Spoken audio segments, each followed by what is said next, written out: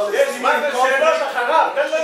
Until 67, there wasn't an Israeli-Palestinian conflict. And the entire countries, the Arabic countries surrounding us, wanted to vanquish us, the Jews from Israel, before we even conquered these territories. That's from an Israeli point of view.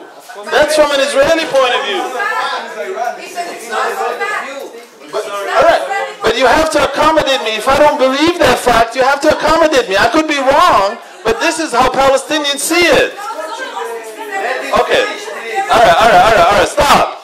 We have rules here. And the rules is after I finish making the presentation, you get to make comments, and I get to take your comments and make my plan better. That's the plan. Now going back, the question is, who are the enemies? I'm letting you know from our perspective, from the perspective of Palestinians, our problem with Israelis is not because they're Jewish. We don't care. Our problem, from our perspective, is you don't have, and you can talk to every Palestinian in here if I'm wrong, you don't have a problem with Iran, with Iraq, with Saudi Arabia, with Egypt. This is how we see the world. Your problem is with us, because we, from day one, we didn't want to talk about history here, but from day one, we didn't want partition from day one. We never wanted partition. All right, but again, okay, this makes me feel good. This makes me feel good that there are people interested in what I have to say. And I assure you, I like your feedback, because I need your feedback to make my plan better. But how can I give it? I'm not as smart as you guys are. I need to focus to be able to give you this stuff. You got to give me a chance. So from our perspective, the road to permanent security for Israel is through the Palestinians. It's not through Jordan. It's not through Egypt. It's not through any other Arab country. Your best road to achieve permanent peace with the entire region is if you make peace with the Palestinians. And look at what happened even before you had a peace deal, when you had the Oslo Accords. You had a political office in Qatar, in Bahrain, in Morocco. You had a peace agreement with Mauritania before there was even a deal. And it was only after everything fell apart that they closed those offices. Your problem is not with the Arabs. You have to understand that from our perspective. Your problem is not with the Muslims. Your problem is with the Palestinians. It is us. I don't care about... It goes same ways. Okay, cool. I'm cool with that. Okay. All right. So again, I gave you a solution. I gave you our solution. Our solution is for one united country with two semi-sovereign provinces, where this agreement is not based on trust. Because of the fears, because of the differences in this room, you don't have to trust me. You will have your own military to protect you if you don't trust me. You don't. But but with our plan, here's what you get with our plan. You will get almost everything you want. You will get everything you want. Because I know the best case scenario for Palestinians and Israelis, for Jews, the best case scenario is if Palestinians disappear. For Palestinians is if Israelis disappear. You can have everything with this solution except one thing. I'm only asking you to give up one thing that you don't have anyway. And that is exclusivity. You can't have an exclusive Jewish state, and Palestinians cannot have an exclusive Palestinian state. With our solution, you can have everything you want. You can have Judea and Samaria. You can have settlements. You can have Jerusalem. You can have the right of return. You can have security. All I want from you is equality. All I want from you is to recognize me as an equal human being.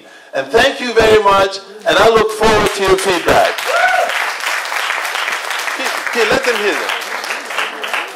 So now I know certain people have comments. Raise your hand if you want to make a comment. Don't start talking, just raise your hands. Front row here. All right, I want the celebrity. We have a celebrity here. I mean, he served the country for, 70 years? You got to give him some honor.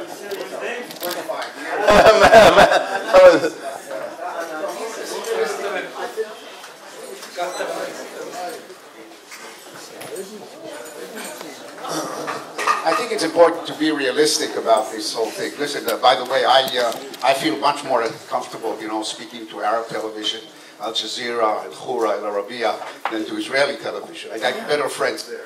So it's not a question of being friends with the Palestinians. It's a question of the context. I would say, two people are stranded on a boat in the middle of the ocean. They have only two options. They can eat each other or try to reach an accommodation so they can survive on the high seas. But we're not on the high seas. We are here. We're stuck in this eastern littoral of the Mediterranean, surrounded by countries who don't give a damn about me and you making peace. That's not their concern. Iran doesn't want to have peace in the Middle East. Regardless of what, they have a different concept. Now, when Iran said they want to erase Israel off the map, by the way, they would also like to erase some of the Arab countries off the map. They want a different map. Now, is this map suits me? Does this map is healthy for my well-being? It's not. Now, the question is, okay, you talk about two countries. Let's take a practical problem. Okay, two provinces. And your province is open because, you say brothers from all over the world can come and visit you. So you get a delegation from the Revolutionary Guard. They come to visit you and they're staying there and they say, oh, we're just coming here to spread the word of Islam. And the next day we have terrorist activity on our border. We start clashing with each other. What the hell? I want to try to solve the problem, not create more problems. So you can't ignore the context. I would accept everything that you said. I said, if I could take, Israeli technology is very well known in the world. If we could, by some way, create the San Andreas Fault here and cut this whole piece and drive it to the ocean, maybe parallel to Cyprus, then, there are good chances that we could survive and we could succeed in that. Why do you think democracy worked in the United States and did not work in Europe so well? It worked in the United States because the United States had two major allies that separated from the old world, the Atlantic Ocean and the Pacific Ocean, until 9/11. Then it changed. But this geographical dimensions you have to take into consideration. The geographical dimensions in the Middle East are not just geography. They also have a sense of security, because when you're separated from your enemies, when they're not there, then you can create what you want. But how do you isolate the two people so that they could be out there at sea where they have only one choice, to eat each other or to live with each other? Thank you. First of all, the fears that you have now, Renin, is it Renin? How do you pronounce it? Rana. Look, the fears that you have now, the dangers that you're talking about exist today. And you're able to deal with them. You will still have the same capacity to deal with the same threats under our plan. You don't lose it.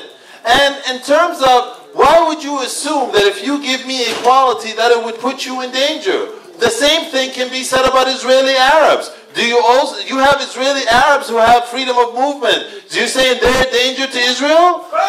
You're saying they are? Okay, well, if that's the case, okay, all right. If that's the case, if you think kicking if your solution is kicking the Palestinians and Israeli Arabs out of this country to send them somewhere in the sea, if this is what you want, but hasn't that kind of really? Don't you think at this point that's not going anywhere? That's not going to work? I understand. Not kicking the Arabs, but both sides have to be out in the open. Okay, so all right. So you're saying, the problem is not really with you and Palestinians having equality. You're saying it's the okay, fine. So you're afraid. Okay, so you have certain fears, certain dangers of the region, but you have those today, and you're able to protect yourself today. You have the military to do that today. So this will not change under our plan. You will still have that.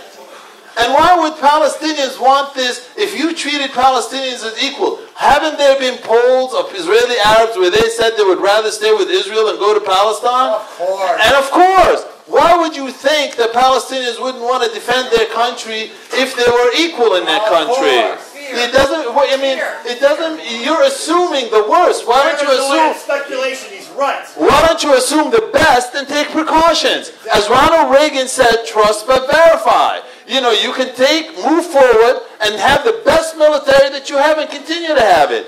The last, you said, young men defend the flag that they have a gun to defend. If you give the Palestinians national service in the army, they will be loyal to that flag. I agree. Because they are young men, we'll empower them, we'll give them honor, we'll give them dignity and kavod. And they will have equality, it will be their country. I will agree to that. And you talked about the Revolutionary Guards coming here? Well, the Revolutionary Guards can try to come here.